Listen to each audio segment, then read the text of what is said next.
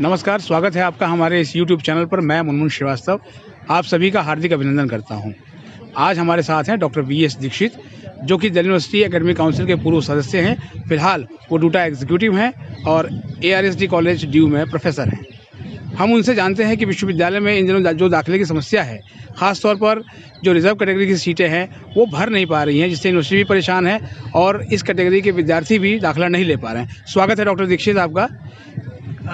धन्यवाद मुनमुन जी। और ये जो एडमिशन की जो समस्या है रिजर्व कैटेगरी के स्टूडेंट्स की, ये समस्या बहुत पुरानी है और ये एक बड़ी गंभीर समस्या है, क्योंकि हम देखते हैं कि जो जनरल कैटेगरी की जो सीट्स हैं वो फिलअप हो जाती हैं, लेकिन हम कई राउंड में देखते हैं कि 3 राउंड 4 राउंड होने के बावजूद भी जो हमारे रिजर्व कैटेगरी की सीट्स हैं वो फुलफ़िल नहीं हो पाती हैं।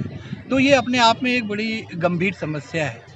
ये मेरे हिसाब से ऐसा इसलिए होता है क्योंकि जब भी हम रिजर्व कैटेगरी की सीट्स की जो कट ऑफ से हम फिक्स करते हैं, तो हमेशा शायद हम जनरल कैटेगरी की जो सीट्स जो कट ऑफ होती है उसको दिमाग में रख कर फिक्स करते हैं। जैसे कि हम अगर जनरल कैटेगरी में 99, 98 रखते हैं, फिर वो OBC कैटेगरी में SC ST में हम 98 की जगह 96, फिर 2% कम करके 95 रखते हैं। तो जो डिफरेंस है वो बहुत कम रखते हैं। ये जो हमारा जो कैलकुलेशन, जो हमारा कट ऑफ देने का जो तरीका है वो करेक्ट नहीं है मेरे हिसाब से।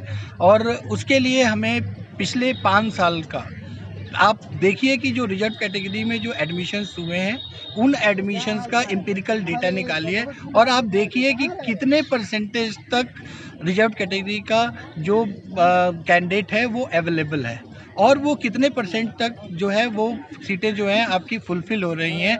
और उस हिसाब से अगर आप एडमिशन करेंगे तभी जो ये एडमिशन्स हैं वो रियलिस्टिक होगा और सारी की सारी जो सीटें हैं वो फुलफ़िल हो सकेंगी। अदरवाइज़ ये हर साल का चक्कर है। आप जब भी जनरल कैटेगरी को ध्यान में रखकर जो कट ऑफ निकालते हैं तो उससे जो है आपकी सीटें जो है फुलफ़िल नहीं हो पाती हैं। तो आपको एम्पिरिकल डेटा देखना पड़ेगा कि रिजर्व कैटेगरी का पिछले 5 साल का डेटा और किस तरीके से कितनी परसेंटेज पे वो कैंडिडेट्स आ रहे हैं। अगर उसको ध्यान में रखकर अगर आप एडमिशन्स करेंगे तो डेफिनेटली ये ठीक होगा। सर, केवल ये रेगुलर कॉलेज की नहीं, हमने NC-WEB की भी अभी फ़िलहाल स्पेशल ड्राइव 2 देखा।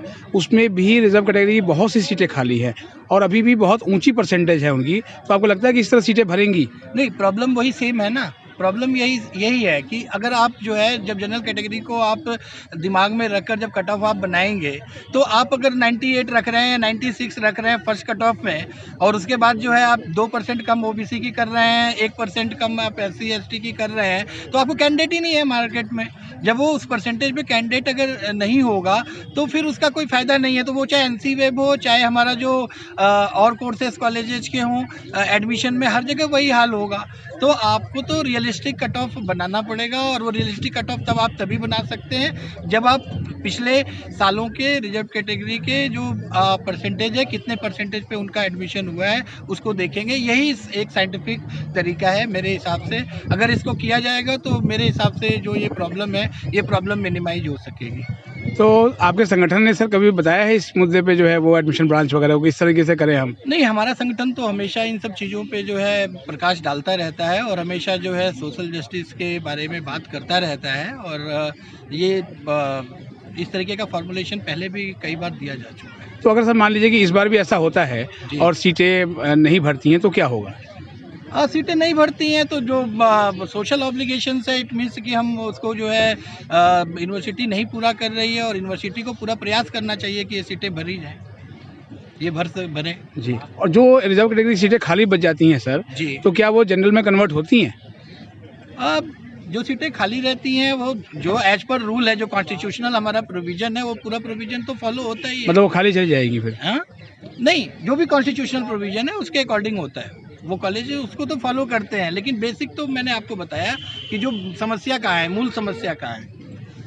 मतलब आपके हिसाब से ये है कि कितना गैप होना चाहिए सर फिर जनरल कैटेगरी में और रिजर्व कैटेगरी वो तो आप एम्पिरिकल डेटा को जब एनालिसिस करेंगे, पिछले 4 साल का 5 साल का जब आप रियलिस्टिक डेटा निकालेंगे, वो भी पिछले 5 साल का, कोविड से पहले का भी जो 1-2 साल का डेटा, आप कोविड पीरियड से पहले का भी डेटा निकाल के जब आप उसको एनालिसिस करेंगे तभी आप बता सकते हैं।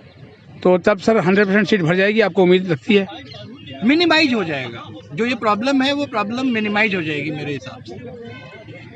बहुत बहुत धन्यवाद सर। बहुत बहुत शुक्रिया आपका।